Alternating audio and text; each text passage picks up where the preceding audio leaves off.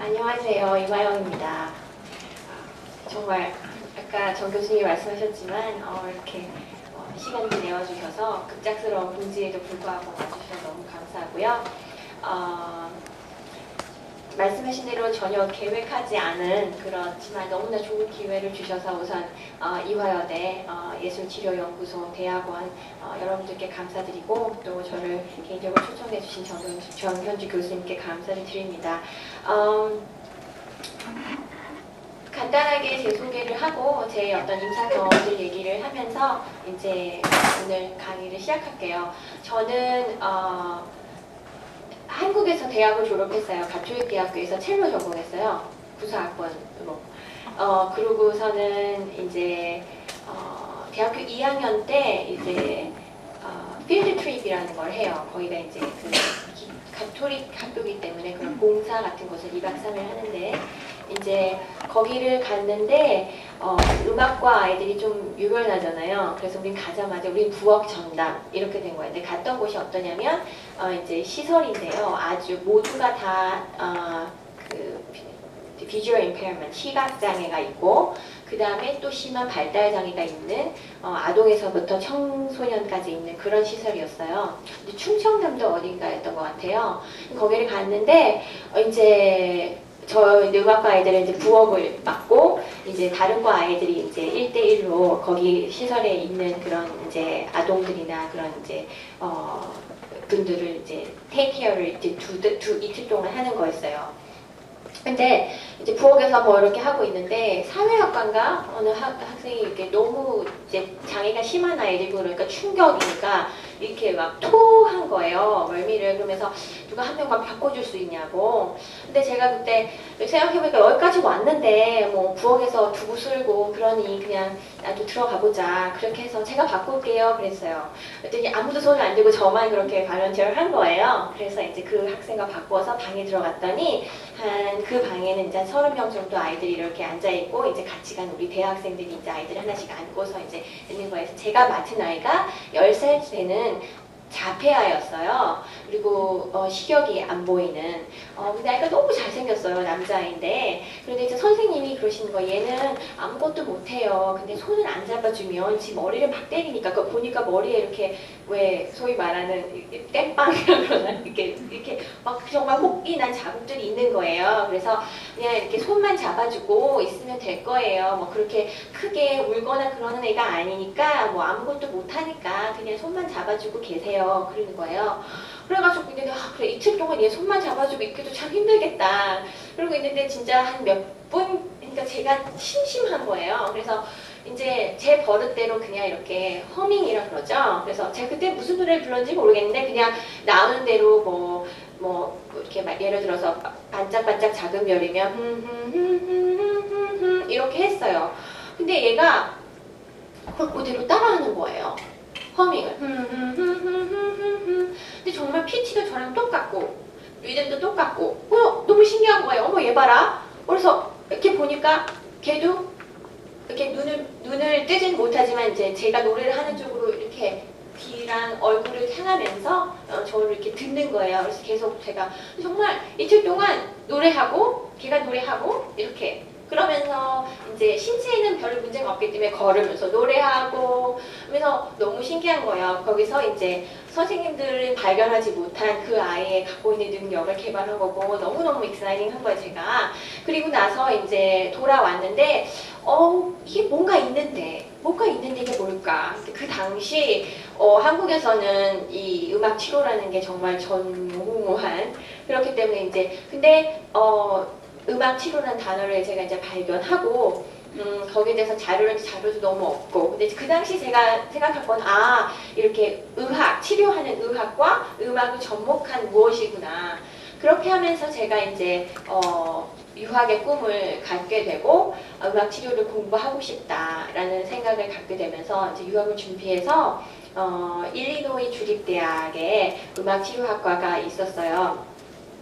그 과에 지원을 하고 다행히 저를 붙여줘서 거기서 공부를 하고 그러니까 이제 석사를 마치고 그 학교가 시카고 근처에 있어요. 그래서 루theran General Hospital이라고 정 교수님도 거기서 인턴십 했다고 듣고 제가 너무너무 놀랐는데 대선배신데 너무너무 훌륭한 그런 인턴 과정을 가지고 있는 그 병원인데 거기서 인턴을 마치고 클리브랜드 뮤직 스쿨 세틀먼트라는 어떤 에이전시예요. 미국의 그 이제 학교 같은 데인데요. 이제 반은 나눠서 음악 교육 여러 가지 악기도 교육을 시키고 이쪽은 음악 치료 디파트먼트가 있는데 한 그 당시에 20명 정도 음악 치료사들이 이제 여기저기 가는 거예요. 병원으로 가거나 학교로 가거나 감옥으로 가거나 뭐 이렇게 보내는. 그래서 이제 그런데 제가 맡은 거는 이제 오하이오 주립 정신병원에 풀타임으로 제가 가게 됐어요.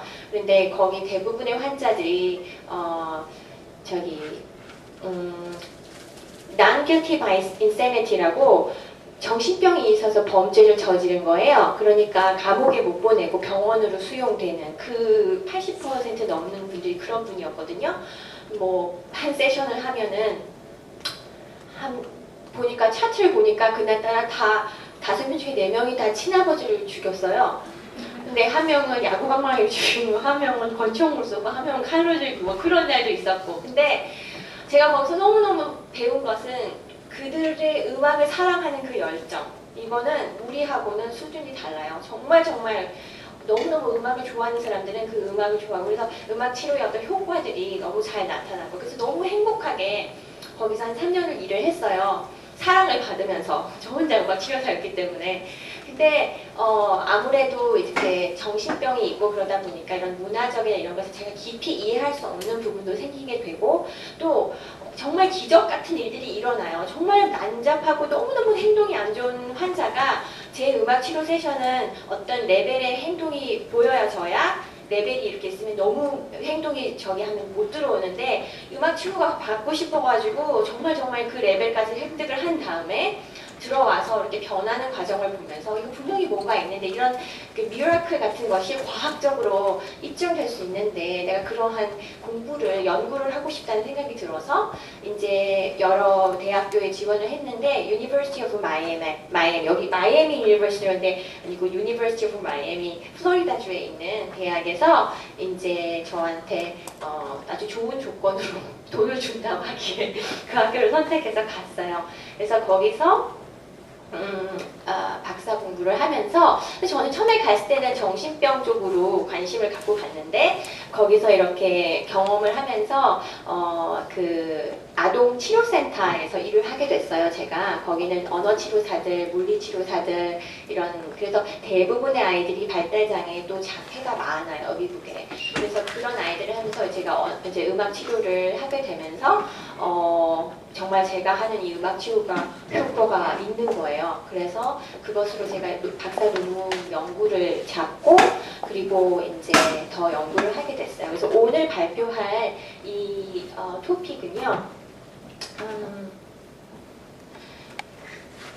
제가 이제 박사 공부를 할 때 제가 이제 경험한 것들, 일을 하면서 경험한 것들을 토대로 이제 박사 논문을 쓰게 됐고 그리고 제시카 킹슬리 퍼블리셔라고 영국 런던에 있는 음악 치료 책을 많이 출판하는 출판사가 있어요. 아시는 분들은 아시겠지만 그래서 이번에 9월 15일 날 지금 제가 특강하는 이 내용을 베이스로 또 이제 여러 가지 제가 또 접목을 해서 책이 나옵니다. 그래서 오늘 특강 들으시고 그 책을 보시면 또 훨씬 더 이해가 빠르실 거예요. 책 소개도 좀 하고요.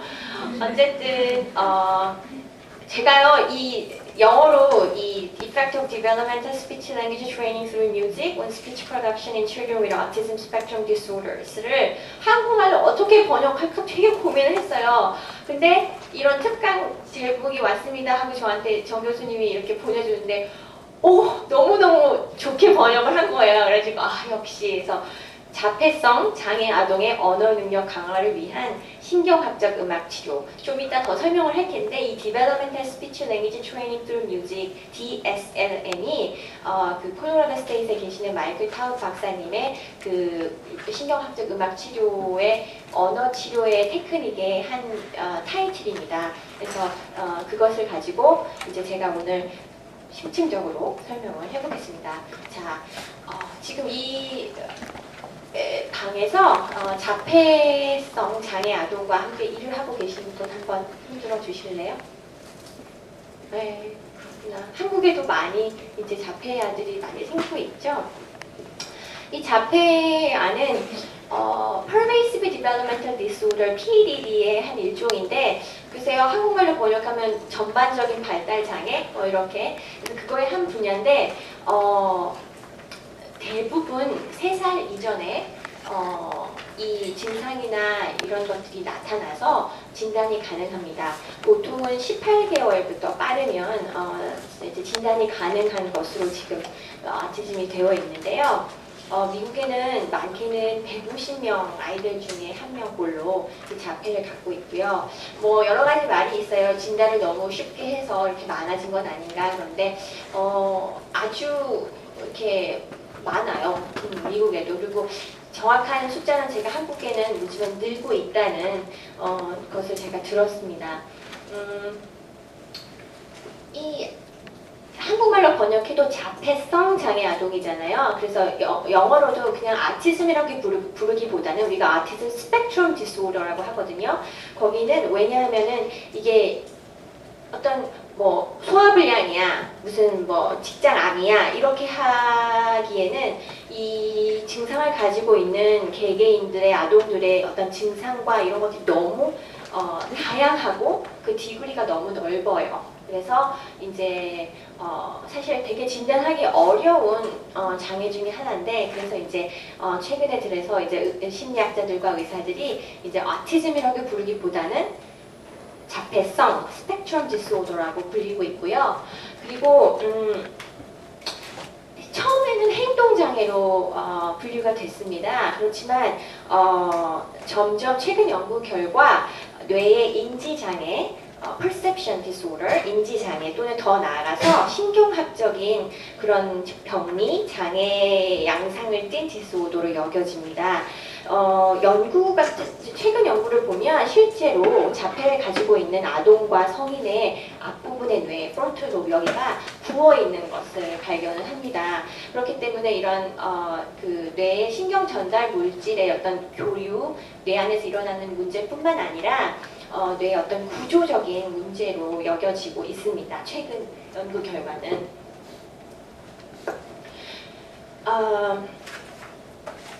미국의 유대인 출신인 미국 심리학자이시고 의사 선생님이셨던 레오 캐너가 이 아티즘을 처음 명명하고 이 아티즘에 대한 연구를 처음 이제 출판을 했거든요. 근데 이제 그 아까도 말했듯이 여러 가지 이 진단을 받으려면 여러 가지 증상이 있어야 되는데, 사회성 결여, 뭐 눈을 맞추지 않다던가, 그리고 또 이렇게 어떤 리추얼한, 그러니까 무슨 행동을 할 때 내가 문을 내려갈 때는 꼭 한 발, 두 발, 세 발에서 내려간다거나, 아니면 아이들이 문을 손잡이 열 때 꼭 한번 돌려보고 있다가 이런 어떤 그런 행동들, 그리고 또 이제 대체적으로 이렇게 커뮤니케이션이 안 되는 그런 것들. 그래서 여러 가지 진단의 어떤 크라이테리아가 지금은 구글 해보시거나 야후 해보시면 쫙 나오는데요. 그 중에서 변하지 않고, 벌써 1943년이면 꽤 오래됐지만 그 중에서 변하지 않고 가장 눈에 띄는 증상이 바로 언어 장애입니다. 그래서 이 speech language impairment, 언어 장애가 어떻게 보면 가장 심각하고 또 가장 두드러진 증상 중에 하나인 것입니다. 그래서 오늘은 이제 그 언어 능력과 언어 기능에 관해서 살펴보도록 하겠습니다.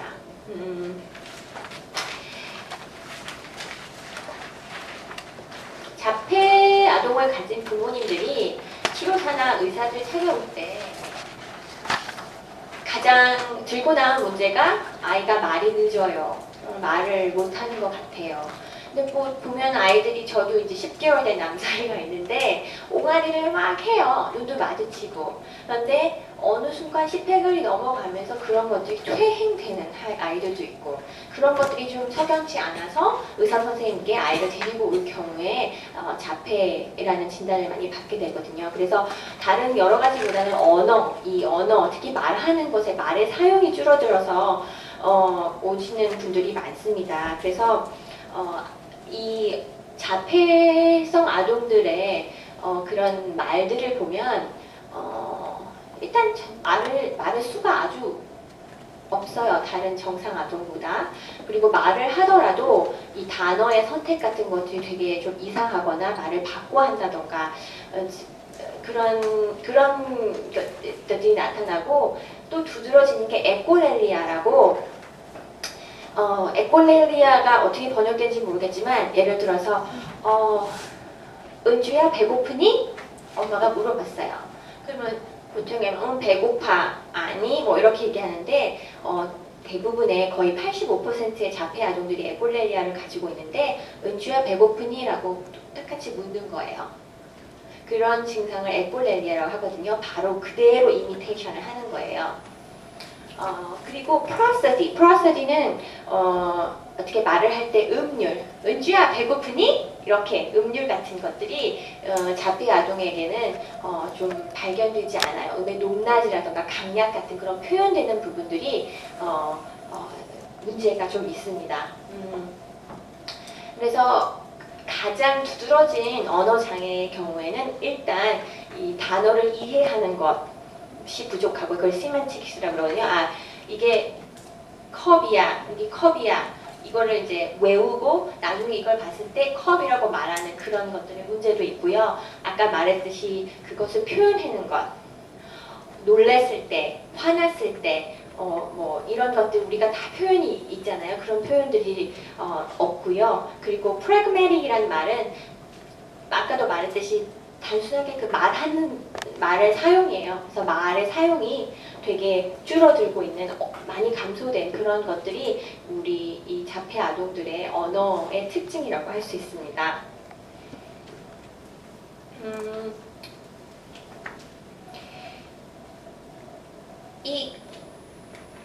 그리고 또 하나 말씀드리자면, 신경학적인 연구에서 보면 이 자폐 아동들과 성인들의 이제 그 뇌의 구조, 아까도 말씀드렸지만 또 이 청각이 있는, 귀가 있는 이것을 우리가 auditory system이라고 그러잖아요. 이 부분도 우리가 듣는, 우리가 인지하는 것과는 다르게 인지를 하는 거예요. 그래서 우리는 예를 들어서 너무 시끄러워, 아니면 너무 높아, 이 음이, 이 사운드가. 그렇지만 그 자폐를 갖고 있는 사람들에게는 우리와는 다르게 인지된다는 거죠. 그래서 그게 구조상의 문제가 있다라는 것들을 발견을 해요. 그래서 이렇게 말하는 것도 문제가 있고, 또 처음부터 말을 하기 전에 들어야 말을 하잖아요. 그 듣고 이해하는 부분도 구조성의 문제가 있지만, 그럼에도 불구하고 최근의 연구들은 50%가 넘는 자폐 아동들이 언어 습득을 하게 되고 언어 발달을 보이고 있음을 증명합니다.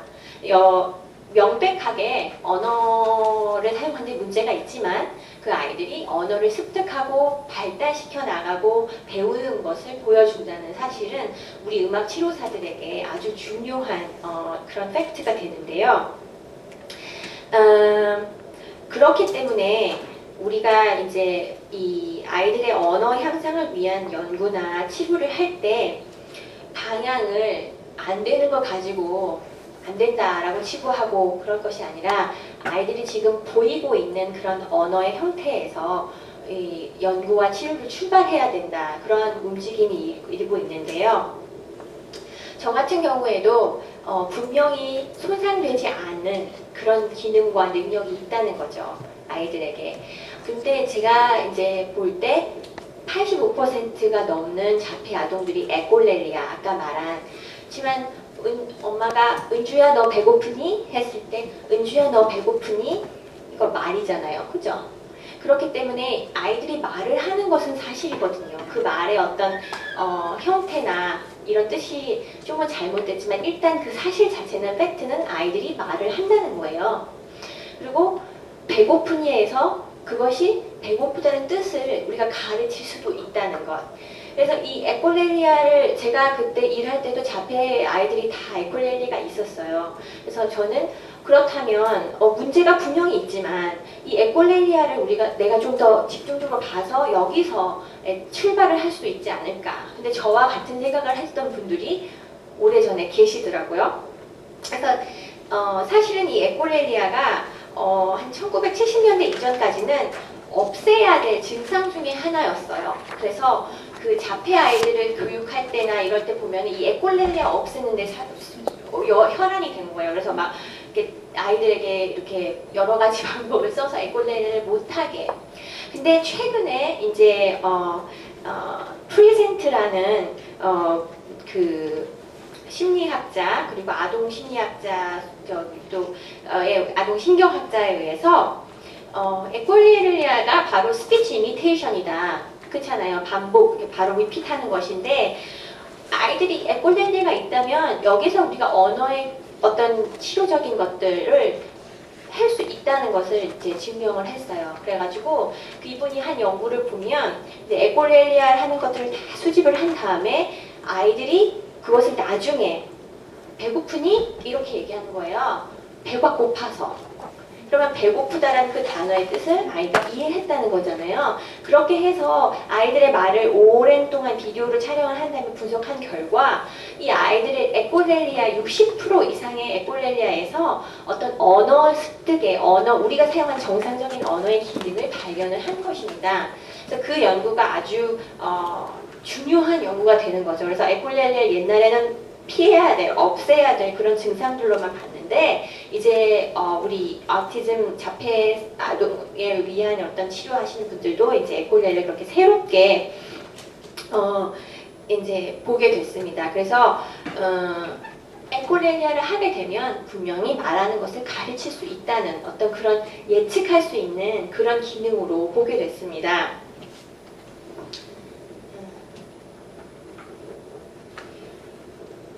아이들이 정상적인 아이들이 말을 배울 때 여러 가지 뭐 스타일들이 있고 말을 배울 때 여러 가지 복잡하잖아요. 우리 언어의 습득이라는 게. 근데 이제 연구자들이 이제 간단하게 하는 걸 좋아하잖아요. 그래서 이제 두 가지 방법으로 아이들이 말을 배운다라고 발표를 하면서 하나가 바로 게슈탈트 스타일이라고 하고 두 번째가 애널리티컬 스타일. 그런데 게슈탈트 들어보셨죠? 그 심리학 뭐 이런 거 게슈탈트. 게슈탈트란 뜻이 독어로 필드란 뜻이에요. 필드, 이렇게 패턴, 이렇게 모양, 생김새. 그래서 뭐냐면은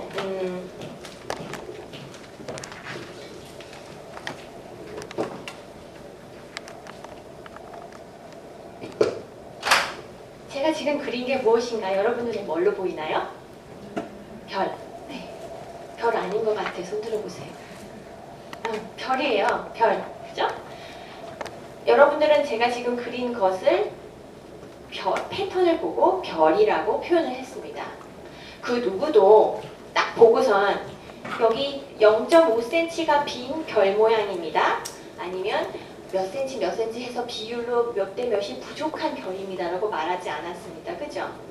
바로 게슈탈트 어떤 그 스타일이라는 것이 이 패턴을 그냥 보고 그 패턴을 인지하고 그리고 패턴을 얘기하는 것을 바로 게슈탈트라고 하는데 아이들이 말을 배울 때 사과 그래요. 이게 왜 사과인데? 이렇게 생긴 건 사과 이거 왜 안 물어보고 사과 그렇게 패턴을 그냥 단순하게 분석하지 않고 받아들이잖아요. 언어의 많은 단어의 많은 부분 아이들이 그렇게 받아들입니다. 그리고 이제 아이들이 좀 크면서 분석적인 방법을 사용해요. 그래서 예를 들어서 엄마 나 사과 먹고 싶어. 애들이 이렇게 말을 하잖아요. 근데 아이들이 사과 싶어. 엄마 나 먹고 이렇게 안 해요. 그죠? 왜냐하면 정상인 아이들은 사과 먹고 싶다라는 생각이 들었을 때 인지가 됐을 때 사과를 보면서 분석을 하면서 아 이런 순서가 있더라. 그걸 얘기를 하는 거예요. 엄마 나. 그래서 아동들이 어떤 게 더 많다라고 말할 수 없지만 이 게슈탈트 그냥 패턴을 있는 그대로 분석하지 않고 보는 그 스타일과 그리고 그것을 아 이게 빨갛고 이렇게 동그란 거를 사과라고 하더라 아이들이 분석하는 거하고 같이 언어를 배웁니다. 정상인 아이들이요. 근데 이 에콜레리아를 보면 은주야 밥 먹었니? 은주야 밥 먹었니? 그 패턴 그냥 은주야 밥 먹었니를 그대로 말을 하는 거예요. 어떤 분석도 없이. 그렇지만 이 아이들이 보여주는 것은 뭡니까? 바로 게슈탈트의 스타일이긴 해요. 패턴을 그대로 했다가 그대로 보이는 것. 그래서 이 에콜레리아를 자폐 아동을 연구하는 그리고 언어 치료사들, 언어 연구 전문가들이 게슈탈트 스타일의 랭귀지, 그러니까 언어 습득 방법이다, 언어 사용이다라고 규정을 합니다. 그래서 이 에콜레리아가 unanalyzed unit, 그러니까 분석되지 않은 그 유닛 자체로 아이들이 받아들이는 것. 그래서 이 사실이 왜 중요하냐면 자폐를 가진 아이들이, 그때 제가 얘기했죠, 85%가 넘는 아이들이 에콜레리아를 한다는 거죠. 그래서 어떻게 보면 자폐 아동의 언어의 가장 두드러진 양상입니다, 에콜레리아가. 그래서 자폐하면 걔들의 언어, 에콜레리아 이렇게 이꼬르가 될 정도로 에콜레리아가 대표적인 그 아이들의 말의 사용 방식인데, 언어를 이 아이들이 배우는데 꼭 필요한, 꼭 하나의 스트래터지인 게슈탈트 프로세싱은 가지고 있다는 것입니다. 아이들의 뇌에, 자폐 아이들이 갖고 있는 그 뇌의 인지에 게슈탈트 스타일을 할 수 있는 능력은 손상되지 않았다는 겁니다. 네, 그래서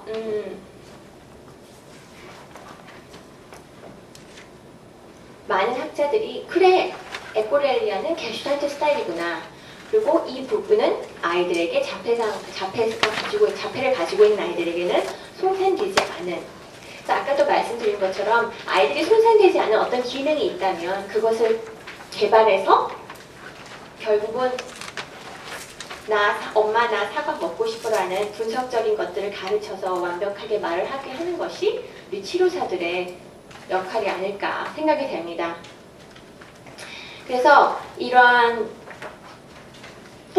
폼이라고 하죠. 정형화된 그런 패턴들 이를 가르칠 수가 있어요. 자폐 아이들은 그걸 그냥 그렇게 하니까 계속해서 그런 것들을 훈련하고, 또 그 아이들은 루틴을 좋아합니다. 차례, 오더를, 그런 것들을 이용하고, 그렇게 하면서 언어를 교육하는 것이, 에콜레리아를 사용한 그런 게슈탈트 스타일을 이용해서 언어를 치료하는 것이 이제 더 앞으로 그 아이들이 이제 커뮤니케이션을 발전하고 더 언어를 발전하는데 어떤 초석의 역할이 될 것이라는 것들이 이제 바로 그런 연구들의 결과입니다.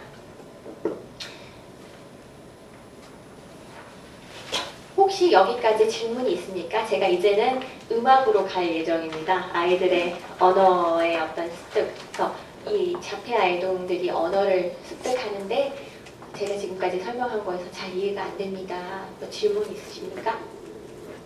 없어요? 붙고 옵니까? 네. 자, 이제 음악으로 넘어가 봅니다. 그래서 우리가 자폐 아동들에게 어떤 언어적인 양상이 있는지, 그리고 대표적으로 에콜레리아에 대해서, 그리고 그 아이들의 언어 습득 방법이 게슈탈트 스타일이라는 것까지 배웠습니다. 우리는 음악 치료사니까 그럼 이 음악을 어떻게 접목해야 되는지, 또 왜 음악을 접목해야 되는지에 대해서 얘기를 해보도록 하겠습니다. 켜져 있나요?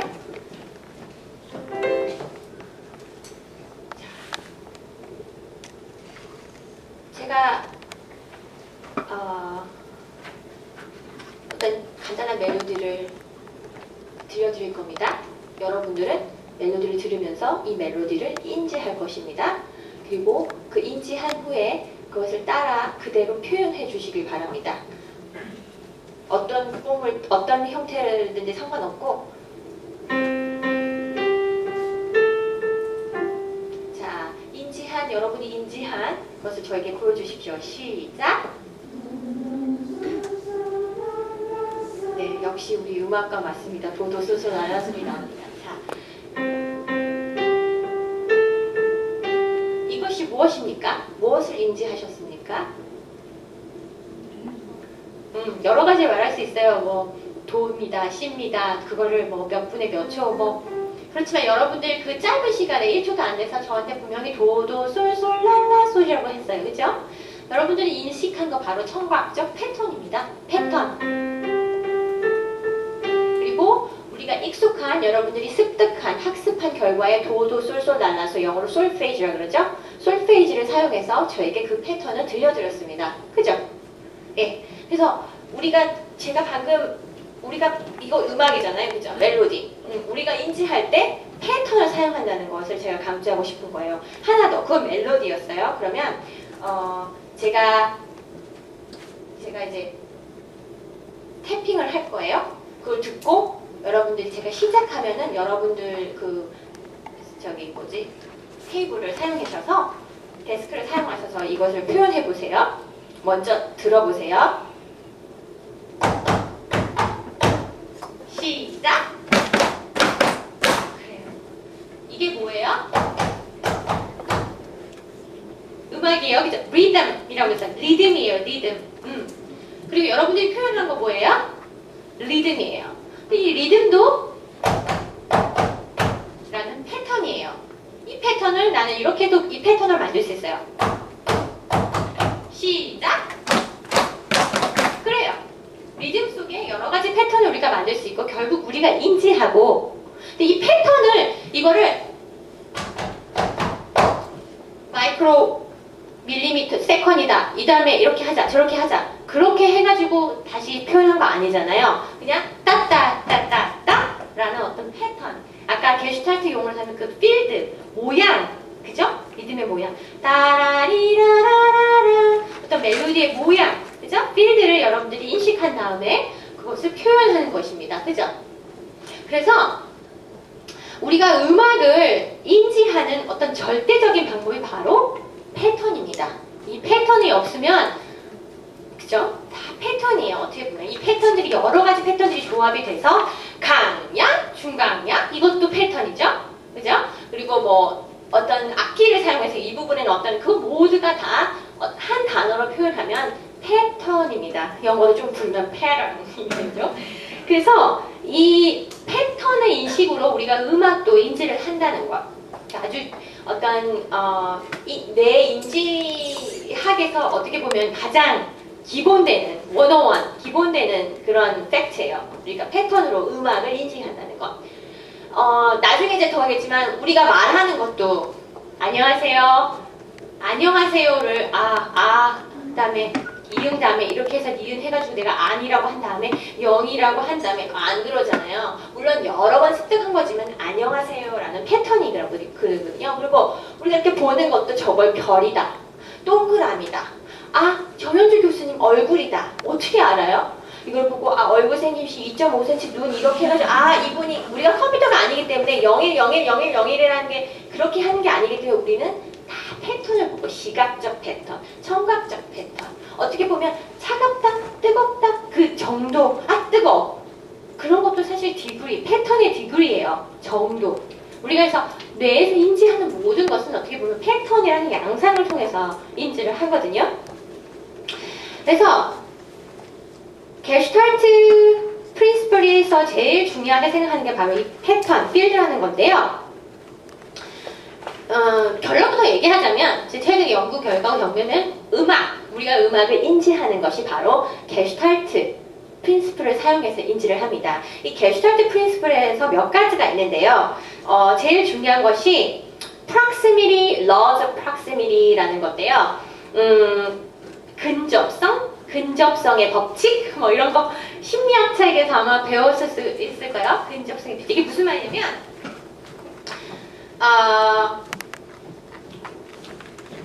어떤 것이 여러분들에게 인지하기 쉬운지 한번 말씀해 보세요. 1번 2번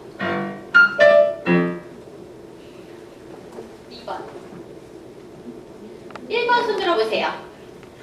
네, 손 내리시고 2번 손 들어보세요. 우리의 뇌를 초능력이 뇌 그렇죠? 이게 편해요. 자, 표현해보세요. 시작. 오레미레도 다라라라라 따라 그냥 해보세요. 네, 이거 해보세요. 안 돼요. 안 돼요. 그죠? 왜 그래요? 바로 근접성의 프린시플, 근접성의 법칙을 우리가 따라서 인지를 하기 때문이에요. 가까운 것, 따라리라란 가까이 있는 것들, 패턴 중에서도 이렇게 가까이 있는 요소들이 모여져 있는 이 패턴을 우리가 더 인지하기 쉽다는 거예요. 그게 첫 번째 법칙이고요. 두 번째 법칙에는 similarity라는 게 있어요. 또 해볼까요? 듣고 표현해보세요. 시작. 따라란. 잘했어요. 자, 그 다음에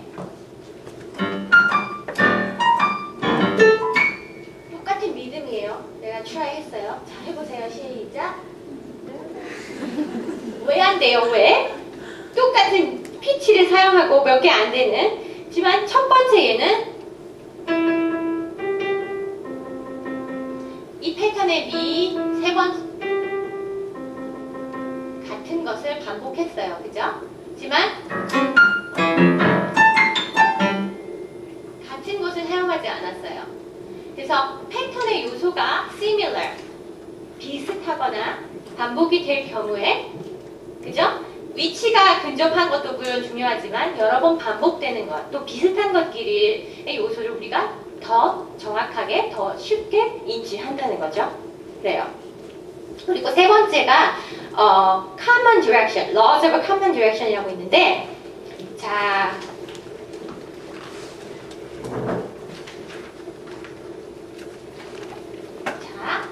잘 들어보시고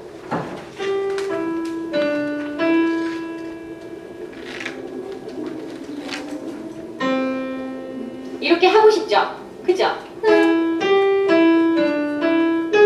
이렇게 부르고 싶은 사람 있어요? 그냥 대부분의 비슷한 어떤 패턴과 요소의 정보에 우리가 이렇게 익스포저 됐잖아요? 그런 사람들이 공유하는 그런 센스가 있어요. 그죠? 그래서 그 디렉션으로 가고 싶은 거예요. 그걸 바로 common direction이라고 해요. 그래서 우리가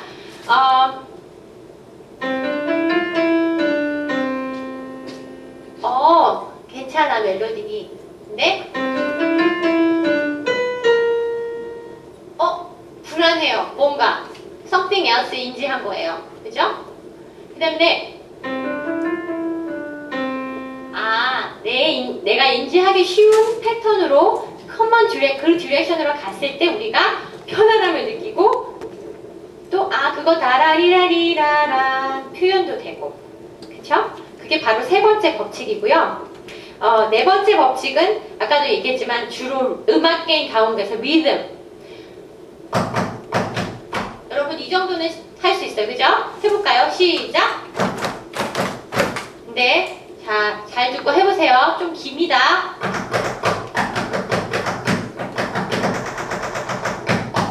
자, 해보세요. 시작! 시도하시는 분들 계십니다. 쉽지 않아요. 심플하게 말해서 두 번째 거가 복잡해요, 더. 그죠? 그래서 우리 뇌는 심플한 것들을 인지하기 쉬워해요.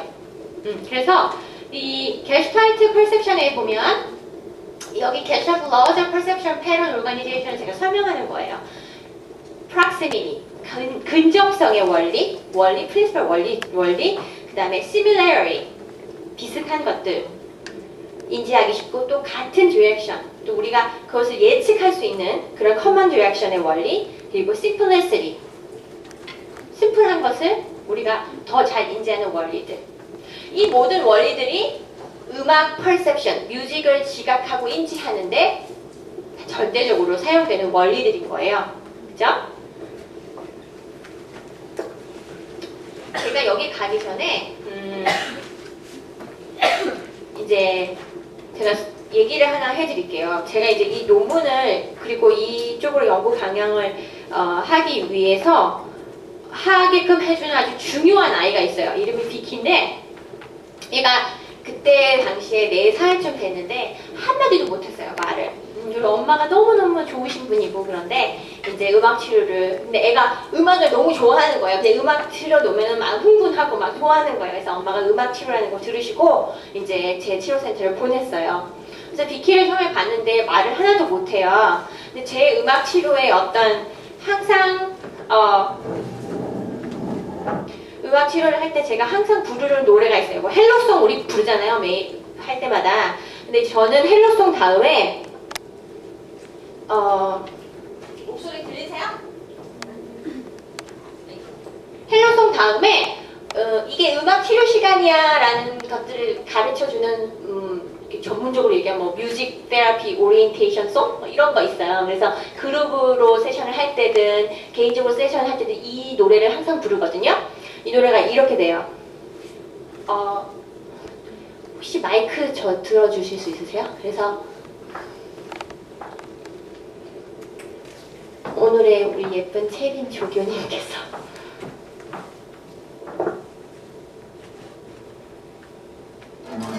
그 사이에 풀어줬네. 잠깐만요.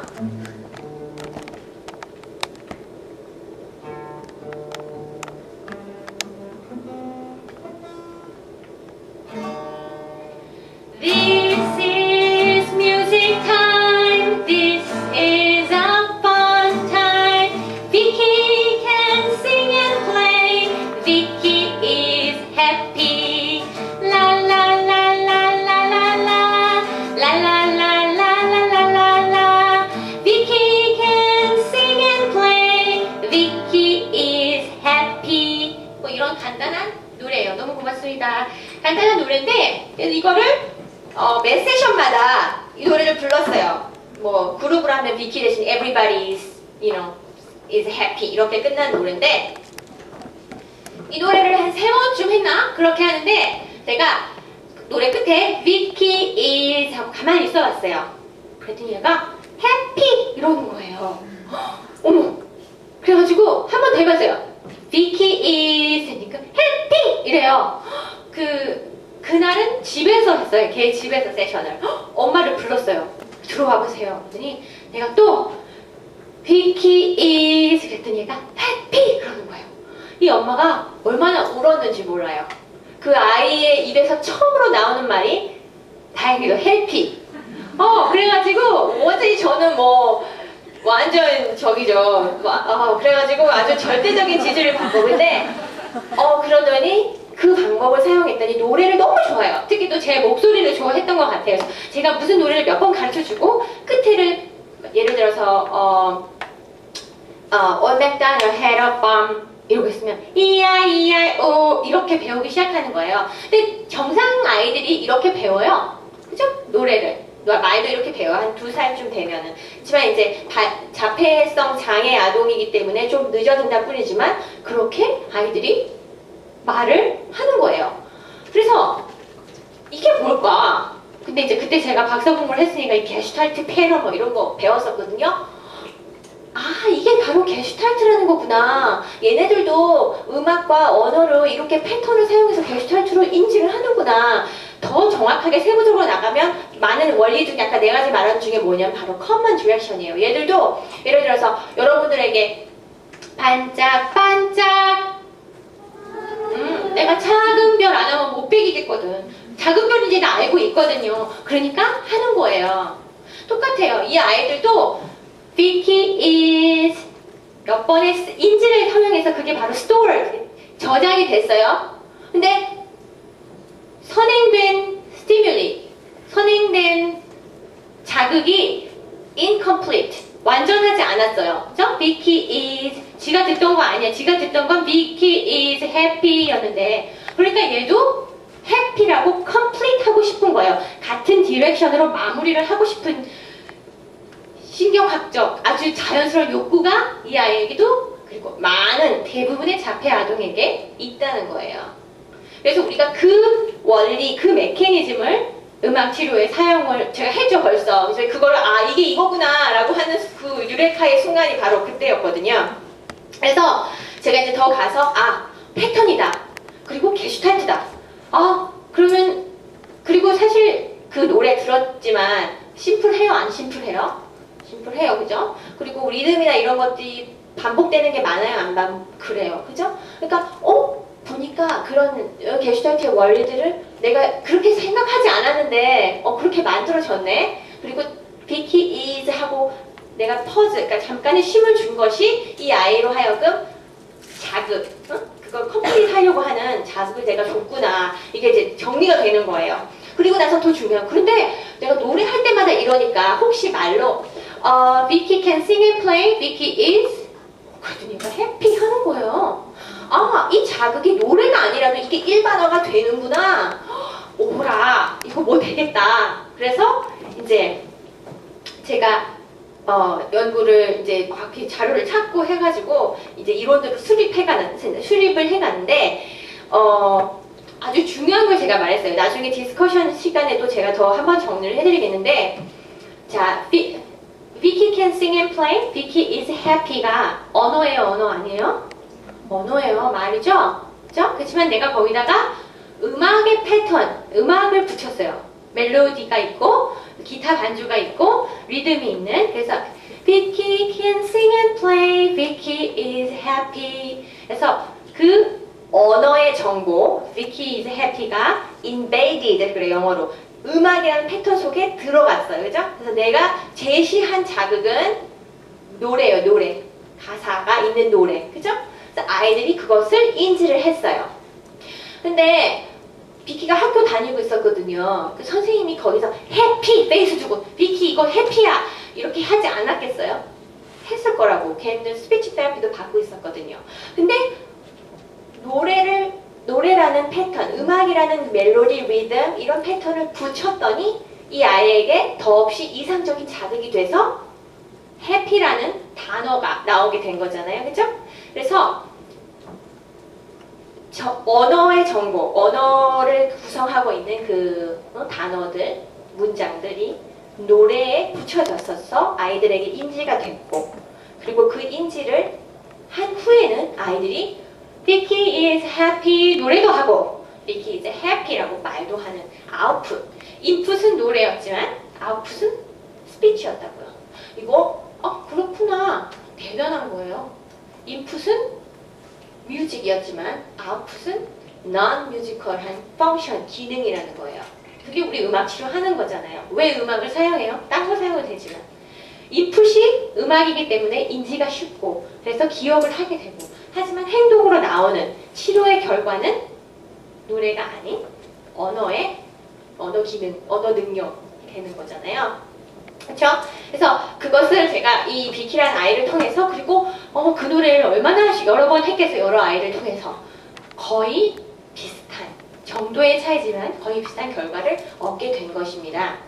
그리고 제가 지금 한 이 경험들을 신경학적으로 뇌의 구조를 이용해가지고 이미 증명한 무수한 연구들이 있더라고요.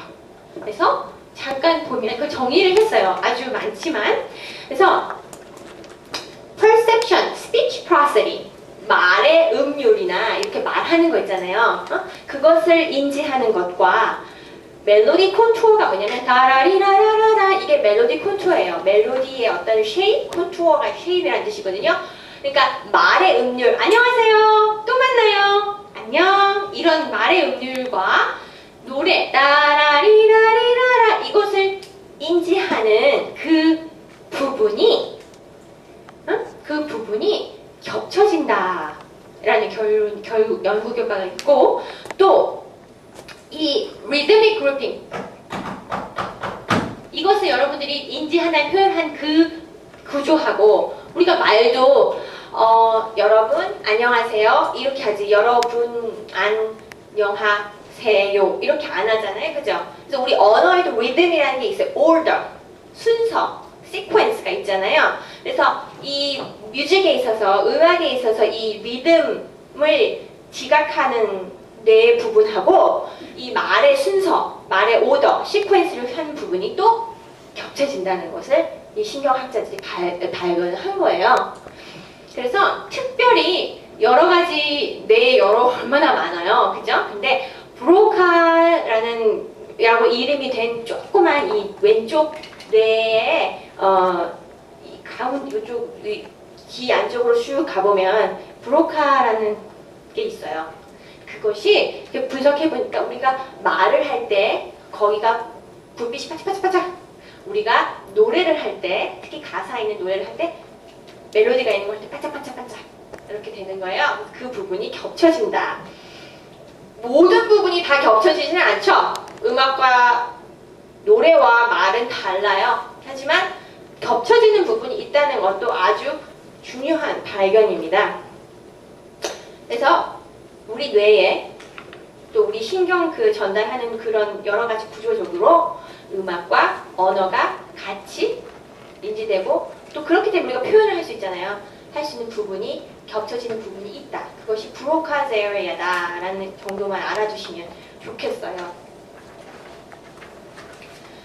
자, 제가 경험을 통해서 그리고 이론을 통해서 아 그렇구나.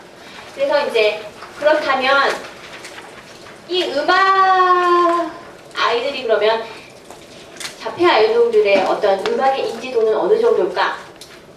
우리와 많이 다를까?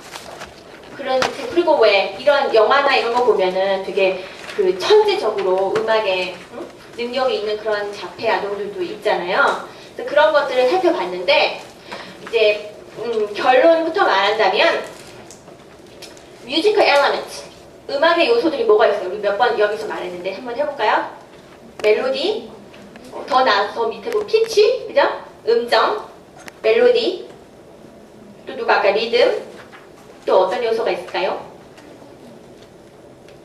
그것뿐이에요. 음악을 만드는 것이. 응? 하모니 아주 중요한 거예요. 하모니, 장조, 단조, 느낌을 표현하는 그렇죠. 또 form, 그렇죠. 그래서 템포 너무 중요해요. 빠르고 느리고 하는 템포. form 내가 얘기한 것도 있고 또 다이내믹, 강약, 그죠? 그런 것들이 다 음악이라는 것을 만들고 있어요. 뮤지컬 엘리먼트인데 이런 것들을 각각 인지하는 것, 또 합쳐서 인지하는 능력이 자폐 아동에게도 손상되지 않았다는 거죠. 그래서 여러 가지 이제 그 자료들을 종합한 결과가 그렇습니다. 그리고 특히 제가 나중에 비디오를 여러 개 보여줄 수 시간이 있으면 모르겠는데 자폐 아동들 중에서 드럼 이렇게 딴딴딴딴 딴딴딴딴 얼마나 잘하는지 몰라요. 리듬, 패턴을 인식하고 프로덕션, 표현할 수 있다는 거죠. 그리고 정확하게 누군지는 모르겠는데 어떤 실험을 했냐면은 장조 단조를 하면은 왜 우리 정상 아들이 장조하면 아 기분 좋아 그래서 해피 페이스를 찌르고 이렇게 포인트를 하고 또 되게 슬픈 단조곡을 느리고 단조곡을 하면은 새단 페이스 이렇게 손을 집어넣고 이렇게 포인트를 하는 거예요. 자폐 아동들도 그런 능력이 있는지 실험을 했어요. 있게요, 없게요? 있어요. 했어요. 똑같이. 장조 들었을 때 해피하다고 하고 단조 들었을 때 그걸 갖고 하지 않는다고. 그 아이들에게도 여기 말하면 affective pattern, 감정적인 패턴, 음악에서 그것을 똑같이 우리와 다름없이 지각하고 표현하는 능력이 있다는 거예요.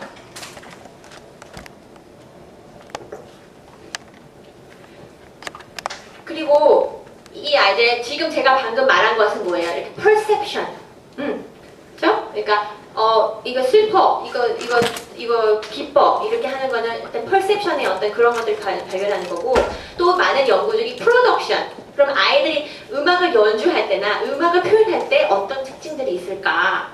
그것이 많이 다를까?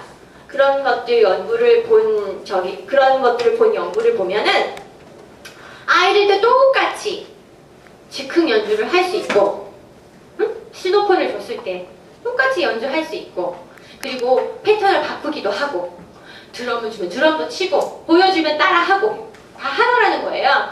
그래서 여러 가지 각종 리듬도 카피하고 제가 말씀드렸잖아요. 드럼이나 여러 가지 리듬 악기를 사용해서 그렇게도 하고 그리고 음악에 맞춰서 리듬에 맞춰서 춤도 출 줄 알고 율동도 따라 할 줄 알고 그렇게 한다는 거예요. 강약을 크게 했다 작게 했다 너무너무 좋아해요.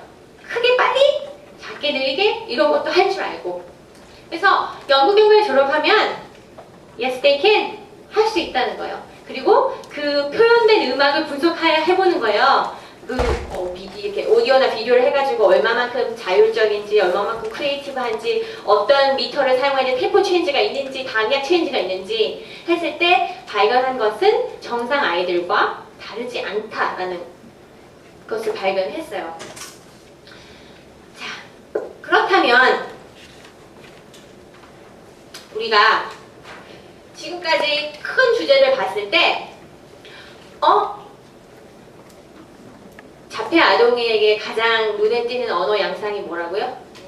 에콜렐리아. 그 에콜렐리아는 뇌 인지하는 그런 영역으로 들어가면 많은 스타일 중에서 어떤 프린시플을 따른다고요? 게슈탈트. 자, 게슈탈트를 인지할 때 패런이 참 중요해요. 그죠? 그리고 두 번째 본 게 바로 뮤직. 그냥 자폐아동과 상관없이 정상인 우리가 음악을 인지하고 음악을 표현할 때 가장 중요한 것이 패턴이고 우리도 게슈탈트 원리를 사용한다는 거예요. 이 두 가지를 딱 더하기를 했어요. 그래서 그렇다면 음악을 사용해서 스피치 능력을 강화시킬 수 있는지를 보자. 이렇게 된 거예요. 그래서 이제 세 번째, Effect of Music on Speech Language in Children with Autism Spectrum Disorder. 이런 것들을 본 연구들이 많지는 않아요. 많지는 않는데 제가 몇 가지 아마 다일 거예요. 이 하스킨슨이 발견한 건 뭐냐면 픽처 카드. 픽처 카드를 주면서 노래를 했을 때와 노래하지 않았을 때 이 아이들이 표현하고 그리고 이해하는 것들이 노래를 붙였을 때가 더 좋았을게요. 안 붙였을 때가 더 좋았게요. 붙였을 때가 더 좋다는 거 발견했어요. 우리는 그냥 물론이지. 근데 이런 연구가 많아야 돼요. 물론이지를 입증을 해야지 우리가 밥벌이를 하죠. 그죠? 돈이 되죠. 두 번째 연구예요. 이 사람은 이 매뉴얼 사인 있죠? 우리 손으로 하는 수화 같은 그런 매뉴얼 사인과 또 그림으로 된 사인 이런 걸 사용하고 그 다음에 거기다가 이제 지칭하는 단어를 했을 때 이제 음악 있는 것, 음악 없는 것을 했을 때 따라하고 표현되는 사인의 숫자와 말의 숫자가 음악을 붙인 것이 훨씬 더 많더라라는 연구를 했어요. 또 어떤 연구가 있냐면 소셜 스토리. 그러니까 예를 들어서 우리 그 노래 있다. 지금 둥근 애가 떴습니다. 이러면서 양치 들어오고 이런 그런 노래 있잖아요. 그게 바로 이제 소셜 스토리를 노래로 한 거예요. 그리고 어디 가서는 어떻게 앉고 이런 것들을 노래로 만든 거 하고 노래를 만들지 않는 거 하고 했을 때 아이들이 어떤 걸 더 기억하고 어떤 걸 행동에 옮기는지 어떨게요? 결과가? 당연히 그랬어요. 그래가지고 modifying behavior 그걸 행동에 옮기는 것까지 기억하는 것뿐만 아니라 행동으로 표현되는 것까지 음악을 붙였을 때 더 효과가 난다는 것을 발견했어요. 그래서 이런 연구들은 아주 음악에 어떤 힘을 실어주는 그런 연구들이죠. 근데 그들이 이제 이 연구자들이 이유가 뭘까 이제 추론을 해봤어요. 이유가 뭘까? 왜 음악을 붙였을 때 더 효과가 났을까? 그래서 이제 발표된 것은 아무래도 음악에 더 집중했을 것이다. 자폐 아이들이 attention, 그 다음에 enjoyment, 더 즐겁잖아. 음악이 있으니까 그랬을 거야. 그 다음에 optimal social context, 같이 했을 때 막 음악 선생님도 노래 부르고 아이들도 옆에서 노래 부르고 그냥 소셜한 그런 부분들이 더 이렇게 아이들이 좋아하는 그런 것들을 만들어졌기 때문에 아마 음악에 더 효과가 있었을 것이다. 그랬는데 그러면은 음악을 사용하지 않지만 예를 들어서 무슨 그림, 비디오 이런 거 사용했을 때도 효과가 날 수도 있잖아요. 그죠? 음악을 사용해서 꼭 절대적인 효과가 나타났다고 말하기에는 뭔가 좀 부족하다고요. 그래서 이런 전의 연구들은 음악 속에 있는 음악의 컴포넌트 우리 얘기한 거 있죠? 그것들을 연구하지는 않았던 거예요. 근데 나는 철떡같이 믿고 있는 게 있어요. 왜냐면 아이들을 그렇게 변화시키고 Vicky is happy 한 거는 스피치 테라피스트 스피치 폼으로 그림으로 못했어요. 뭐가 했어요? Vicky can sing and play, Vicky is happy라는 그 언어의 정보를 내가 멜로디, 리듬, 강약, 또 기타 반주, 노래하는 폼 이런 것들을 어태치 했기 때문에 그런 효과가 난다고 나는 믿어요. 그래서 그러면 그것인가 아닌가를 살펴보고 싶은 거예요. 그렇죠? 그래서 제가 이론을 수립한 다음에 이제 연구를 했어요. 그래서 간략하게 이 다음에 이제 연구 그 과정을 여러분들에게 얘기하고 이제 휴식 시간을 갖도록 해볼게요. 자, 안 지겹죠? 안 쫄립죠? 예. 그래, 그러면 음악을 사용해보자. 응? 자폐 아이돌의 언어 기능이 강해서. 그래서 이제 나름대로 이론을 수립한 거예요. 그래서 첫 번째가 인지하고 프로덕션, 표현하는 음악과 스피치, 그러니까 언어를 다 인지하고 표현하는 것은 사실 자폐 아동뿐만 아니지만 우리의 관심은 자폐 아동들이니까 자폐 아동들에게 그 퍼셉션과 프로덕션은 똑같은 게슈탈트 패런 프린시플을 따르고 있구나 라는 이론이 정립됐죠. 여기까지 질문 없죠? 다 클리어하죠? 그죠? 그 다음에 두 번째, 아까 말했던 여러 가지 신경 구조, 뇌 구조를 연구한 학자들과 박사님들이 진짜로 실제로 음악과 언어를 관할하는 그런 이 구조적인 한 스트럭처가 오버랩 되는 게 있다라고 했어요. 그렇죠? 그 두 가지만 가지고도 충분히 연구를 할 만한 거예요. 내가 있다 없다를. 그죠? 그래서 이 두 가지 레셔넬이 이제 제가 앞으로 여러분께 소개시켜줄 제 연구의 어떤 이론적인 근간이 되는 것입니다. 그래서 이 논문은 아마 여러분들 책자 뒤에 아주 더 친절하게, 저 너무 놀랐어요. 저 이거 보낸 거 어제 보냈거든요. 이 자료를. 근데 오늘 보니까 떡하니 너무 예쁘게 이렇게 만들어 주셔서 정말 감사하고요. 수고 많이 하셨고요. 어쨌든 또 뒷부분에 보면 이게 저널 오브 뮤직 테라피의 2010년에 기재된 제 논문입니다. 그래서 여러분들이 그걸 참고하시고요. 이제 간략하게 소개를 하면 제가 얘기했어요. 연구의 목적은 뭐냐면 어떻게 자폐 아이들이 음악을 인지하고 말로서 그것을 표현하는지 그 과정을 알고 싶은 거예요. 그리고 언어 능력 강화를 위한 그 음악 치료 테크닉이 효과가 있나 없나 그것을 보려고 한 게 연구의 목적입니다. 몇 가지 리서치를 할 때는 연구 질문이 있어야 되잖아요. 연구 질문이 뭐냐면 좀 더 상세하게 나가면 아이들의 그 언어 능력이 트레이닝 컨디션, 음악을 사용할과 그냥 음악을 사용하지 않는 것에 영향을 받나 안 받나 그렇게 쓴 거예요. 두 번째, 이 아이들이 가지고 있는 본래의 능력도 있잖아요. 다 다르라고 아까 말씀드렸죠. 왜 우리가 스펙트럼 디스오더라고 하는지. 어떤 아이는 말도 너무 잘하고 막 그러고 눈도 너무 잘 마주치는데 자폐가 있고, 그죠? 어떤 아이들은 말도 다양하다고요. 그래서 원래 갖고 있는 아이들의 펑셔닝 레벨과 그리고 아이들이 원래 말을 하는 아이들도 있을 거 아니에요. 자폐지만 갖고 있는 그런 것들이 음악 치료를 받았을 때, 스피치 치료를 받았을 때 어떻게 달라지는지 그것을 봤습니다. 그리고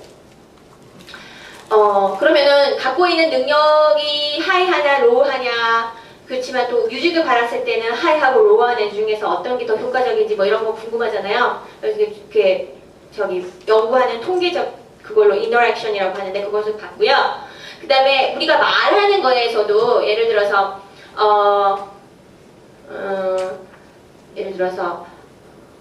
사과가 먹고 싶어요 라고 말할 때 그죠? 그냥 말이지만 그 속에 보면 사과 먹고 싶다라는 뜻을 가진 의미가 가진 단어들이 있고요. 그리고 사과 먹고 싶어요. 사과 먹고 싶어요. 뭐가 달라요?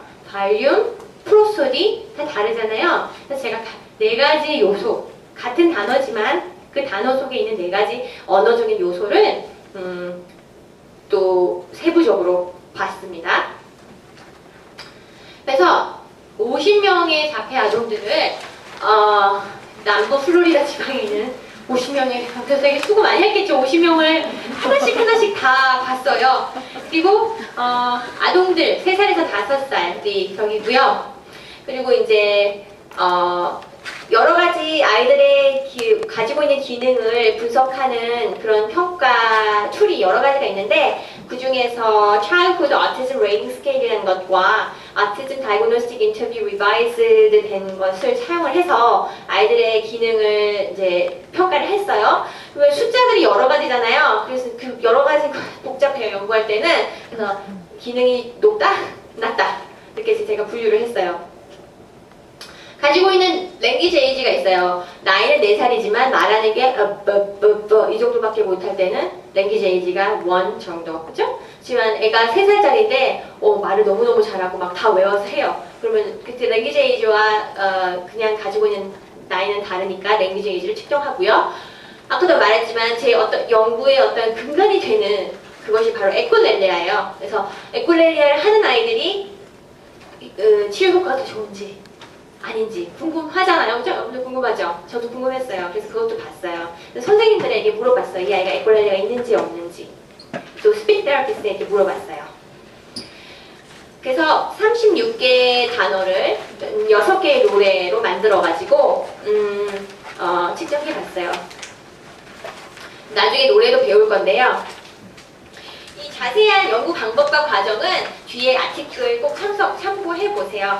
그래서 물론 저는 미국에서 연구를 하니까 영어로 냈지만 이런 연구들이 제 연구를 카피한 연구들이 한국에서 많이 나왔으면 좋겠어요. 그래서 좀 더 이런 연구법들이 활성화됐으면 좋겠으니까 혹시나 이 자폐아동 언어치료 연구를 하고 싶으신 분들은 언제든지 저에게 이메일 주시면 제가 최선을 다해서 이런 연구들이 한국에서 나왔으면 정말 좋겠어요. 진심으로. 그리고 이제 제가 사용한 음악치료 기법 아까 말했죠. Developmental Speech Language Training Through Music, DSLM. 닥터 타우시 이렇게 에크로놈이라고 그러죠. 앞에 따는 거 너무너무 좋아요. 뭐 무스팀. 제가 국제 학술대회 할 때, 컨퍼런스 할 때도 파킨슨스 뭐 이렇게 해가지고 있는데 뭐 옴렉스 여러 가지 이유에서 그거 외우는 거 더 힘든 것 같아. 또 어쨌든 DSLM. 그래서 이제 그분의 기법과 아이디어를 제가 땄기 때문에 그 쿼트를 했어요. 그래서 이게 이제 뭐 어떻게 번역된 게 아니면 이 DSLM이라는 기법은 뮤지컬, 음악적인 그리고 또 더 관련된 머터리얼 예를 들어서 뭐 카드라든가 픽처 카드라든가 율동이라든가 다 포함되는 거죠. 포함되는 것을 사용해서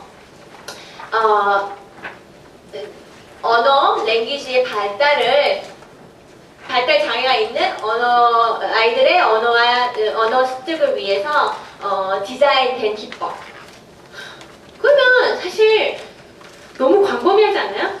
그래서 전 좋은 것 같아요. 나의 어떤 창의성과 내가 하고 싶은 걸 다 해도 여기 딱 들어가니까.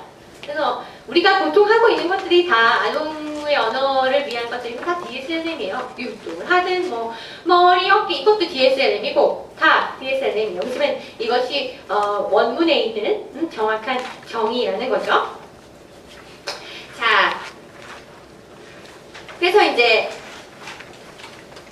기법의 이름은 DSLM이라고 했고 그 테크닉은 이제 우리가 만드는 거잖아요. 그래서 제가 여기다 정리를 해봤어요. 이 DSLM에 사용하는 노래들은 다 이제 target words. 우리가 뭐라 그러지? 치료하는 대상인 단어가 있어야 될 거 아니에요? 단어든 문장이든, 그죠? 그 문장들이 항상 보면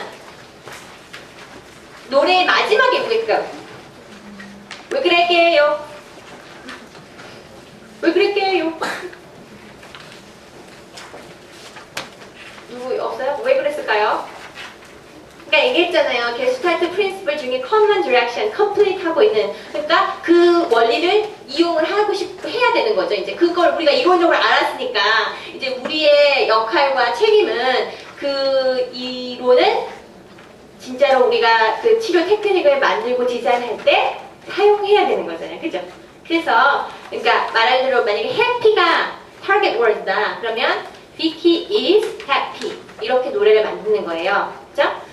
그리고 또 DSLM에 사용되는 그것은 simple해야 돼요. simplicity 간단하고 그리고 너무 많은 단어로 만들면 안 돼요. 왜냐? 아동들이 사용할 거니까. 우리가 쉽게 생각하는 아동들의 노래예요. 그렇지만 몇 가지 우리가 주의하고 유념해야 될 어떤 기법들인 것이죠.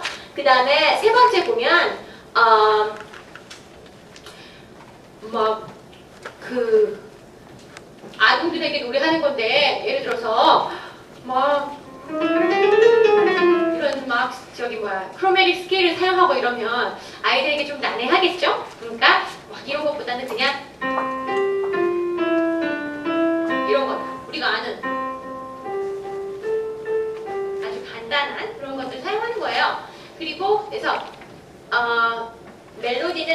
the pitch range. 아까 얘기했잖아요.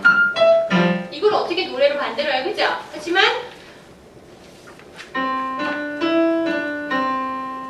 따라리라라 세 음을 가지고 만들 수 있게.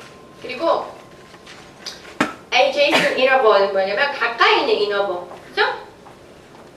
학교 종이 땡땡땡 이거 따라리라라라라 되게 근접하죠. 우리 다 아이들도 많이 알잖아요. 그리고 멜로디 컨투어, 멜로디 모양을 자주 반복해 주라는 거죠. 그죠? 그래서 여기만 봐도 그 게슈탈트 프린시플이 100% 적용되게끔 최선을 다해서 그렇게 만들면 되는 것 같아요.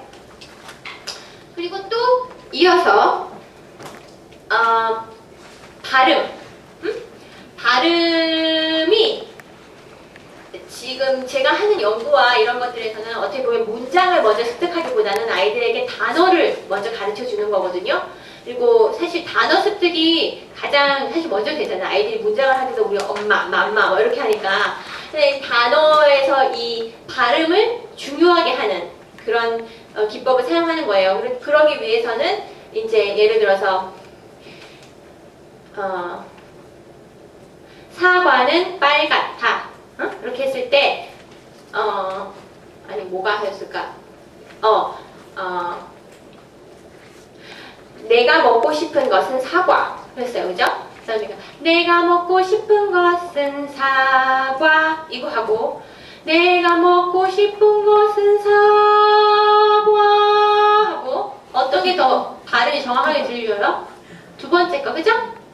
그렇게 생각을 하는 거예요. 노래를 했을 때 그 발음이 정확하게 사과 이렇게 하는 말처럼 똑같이 우리가 얘기할 때 사과 이렇게 안 하잖아요, 그죠?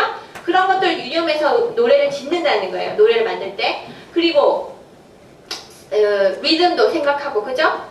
내가 먹고 싶은 것은 사과. 근데 뭐 너무나 빠른 리듬을 하거나 너무 느린 리듬 템포를 사용할 때는 문제가 있으니까 가장 우리가 말하는 것에 근접하게 되게 재밌어요. 되게 힘들어 보이는데 앉아가지고 말하는 것을 노래로 지어 보일 때 그럴 때 되게 재밌어요. 그리고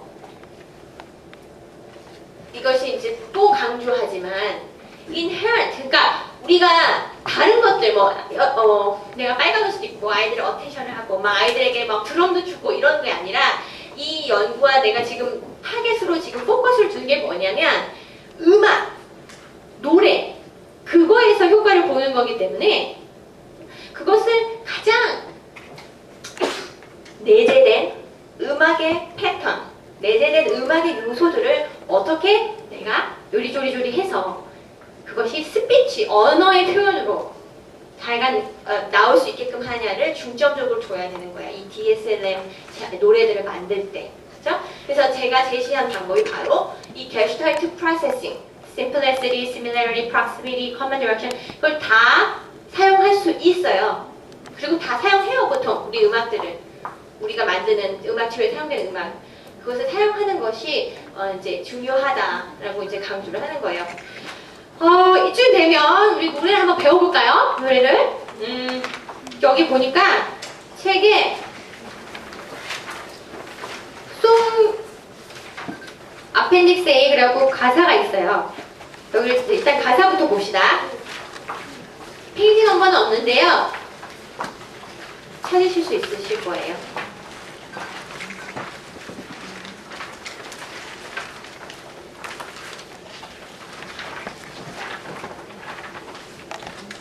찾으셨어요? 네. 자, 첫 번째 노래, 첫 번째가 타겟 월드가 6개예요. Brown bear, eat, apples, happy, more, all gone이 저기에요. 타겟 월드예요. 아까 말한 것처럼 일단 이제 노래를 가사를 먼저 적어야 돼요, 그죠? 가사를 그래서 이거 제가 만든 거예요. 근데 이제 한국말로 하시는 건 여러분들이 더 잘하실 거예요. 근데 이제 Hello, hello, brown bear. What do you like to eat? I like to eat apples. When I eat apples, I am happy. Brown bear says, I want more. Daddy bear says, the apples are all gone. 자, 이렇게 했어요. 우리 한번 그냥 혼자서 조용히 한번 그걸 읽어보세요. 읽어본 다음에 노래를 불러볼게요. 그래서 얼마만큼 노래가 이 타겟 월드를 인지하는데, 아이들이 인지하는데 근접한지.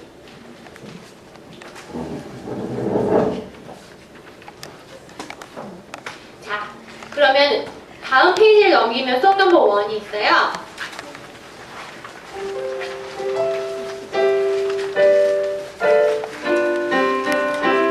자, 우리 시창, 이거 시창 맞죠? 시창 잘하죠, 우리? 그러면 한번 해볼까요? 박자는 그냥 하나, 둘, 셋. Hello, hello, brown bear. What do you like to eat? I like to eat apples. When I eat apple, I am happy. Brown bear says, I want more. Daddy bear says, the apples are all gone.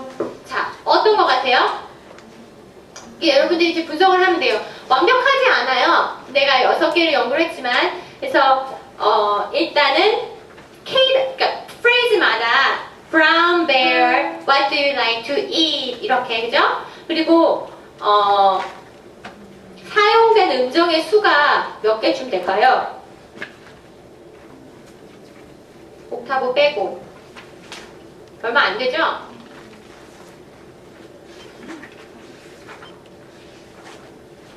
계산된 사람 있어요? 사실 나도 답을 몰라요. 몇 개 안 돼요, 그죠? 그리고 따라라라라 이 멜로디 컨투어가 여러 번 반복됐어요, 그죠? 네, 그런 것들. 그 다음에 두 번째 송을 한번 배워볼까요, 그러면? 자, in the morning, a yellow duck likes to play. 이게 타겟 월드예요. A red bird likes to sing. 그 다음에, oh, the bird sounds so pretty. 세 번째 단어, pretty. 그 다음에, green frog said stop, stop.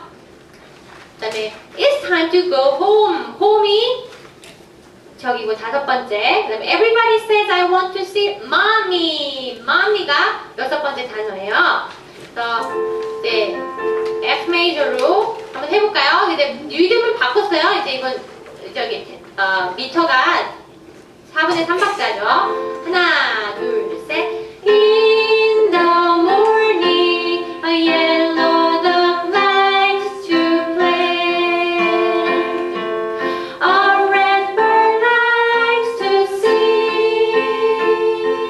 Oh, the bird sounds so pretty. A green frog says stop.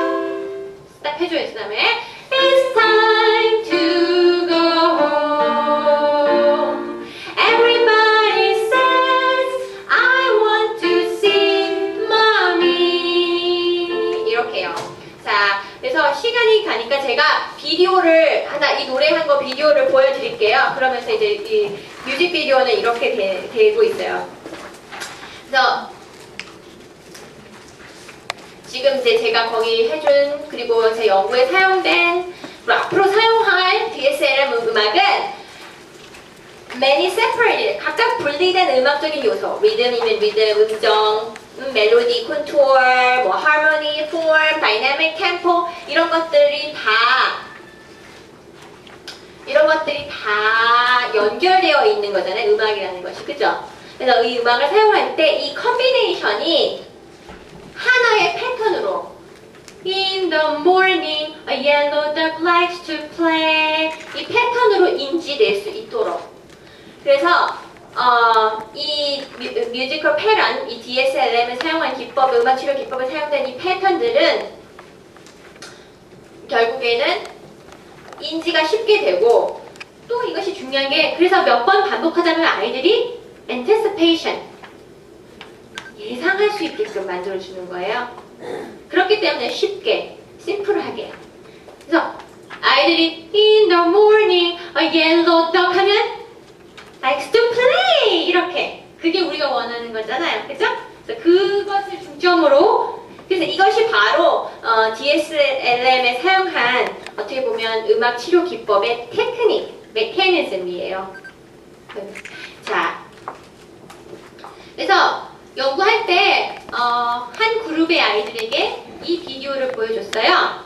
근데 단어를 가르쳐 줘야 되고 단어의 의미를 가르쳐 줘야 되니까 이렇게 픽처 카드를 사용했어요. 그래서 이제 brown bear, eat 이런 것들을 이제 노래할 때마다 제시를 하는 거예요.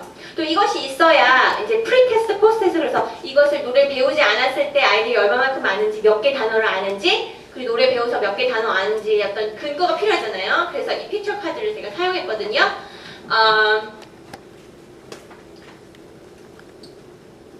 Hello, my friend. Listen to the songs and look at the pictures.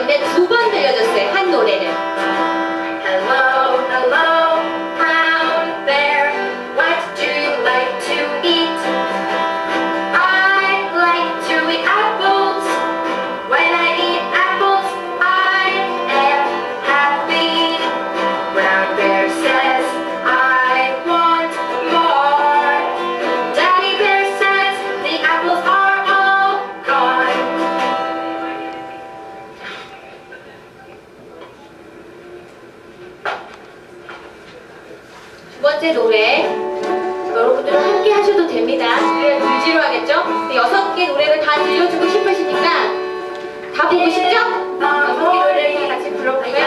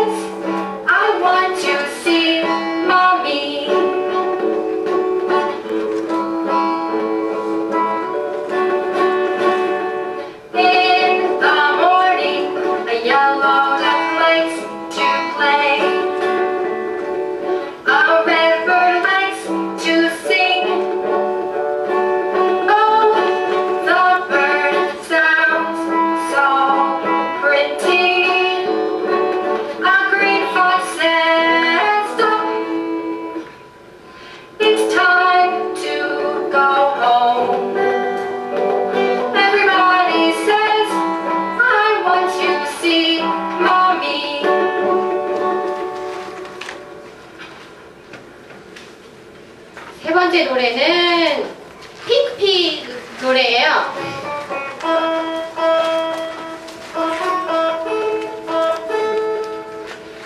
Look at the pig, pig. He's wearing shoes. Oh, where will you go?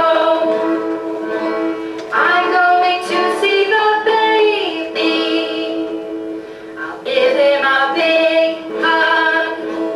Babies are so much fun.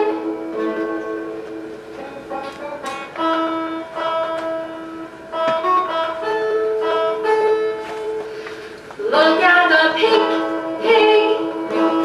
He's wearing shoes. Oh, where will you go? I'm going to see the baby. I'll give him a big hug. Babies are so much fun. 다음은 제가 영국이기 때문에 노래도 다 Look, I see her butter.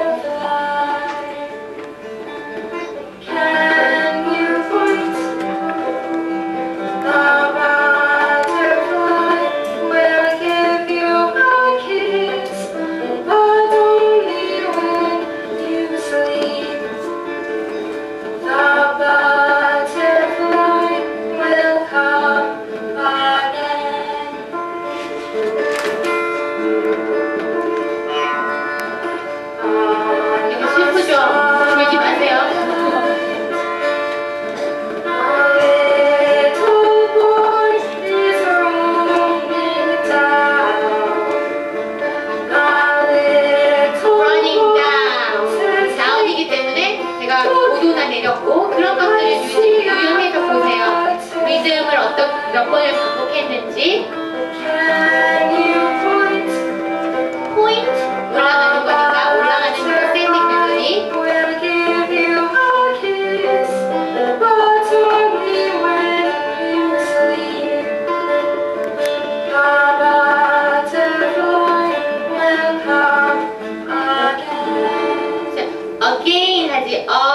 again 하지, again 안 하잖아요, 그죠?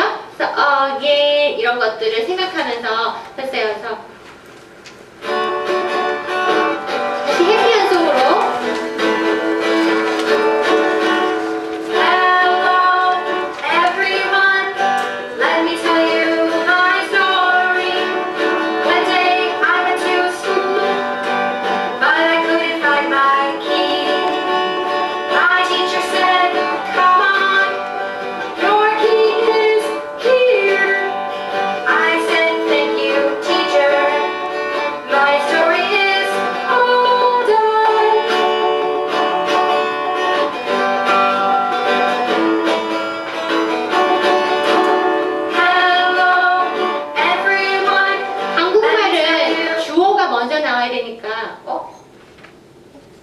네, 이거 저절로 저기 되네. 한국말은 주어가 먼저 나와야 되니까, 예를 들어서 열쇠는 이겁니다 이렇게 했을 경우에는 그 게슈탈트 프린시플의 common direction, 그러니까 끝마침의 그런 원리를 적용하기 힘들잖아요. 그럴 때는 현관문을 여는 것은 열쇠, 이렇게. 그래서 열쇠라는 단어가 타겟 워즈가 될 경우는 항상 프레이즈 끝에 오게끔 할 수 있는 거예요, 그죠? 그리고 스피치 트레이닝은 똑같이 했는데 노래를 안 하는 거예요. 제가 한 1번만 보여드리고, 그 다음에 이제 진짜 아이들이 어떻게 Hello, my 포스트했는지. friend. Listen to the stories and look at the pictures. Hello, hello, brown bear. What do you like to eat? I like to eat apples. When I eat apples, I am happy. Brown bear says, I want more. Daddy bear says, the apples are all gone. 그래서 똑같은데 이제 음악 없이 음악만, 그러니까 다른 요소인 거예요. 그래야만 음악에 내재된 효과가 있는지 없는지를 볼 수가 있습니다. 다른 건 다 똑같이 하고 음악을 빼고 음악을 넣고 했어요. 자, 지금 브레이크를 갖고 한 10분? 15분 정도 갔고요. 오셔서는 이제 연구에 참여한 아이들의 이그샘플을 여러분들께 보여드리고, 그리고 세션에 했던 그런 예들, 제가 직접 세션한 것도 여러분 보여드리면서 질문 받고 하겠습니다. 편안하게 쉬시고 15분 있다 뵙겠습니다.